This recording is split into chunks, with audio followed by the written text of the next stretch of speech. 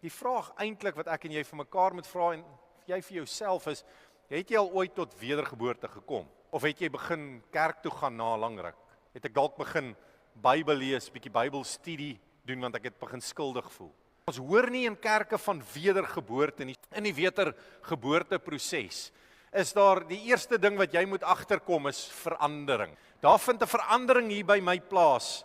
Ek begin nou anders te leef as wat ek selfs gister het of verlede week of verlede maand. Wanneer ek vir Jesus ontmoet, is daar verandering wat plaasvind. Dan kom die tweede gedeelte, is daar 'n vrede, 'n goddelike vrede. Het ek 'n vrede om te weet ek is vergewe.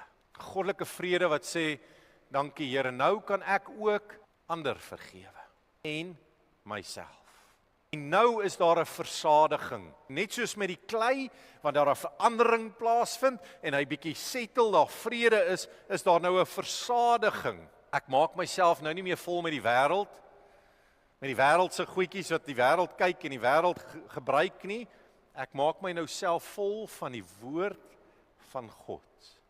Ek het 'n versadiging want hy is in my lewe, gevul met hierdie volheid en dan is daar 'n versekering.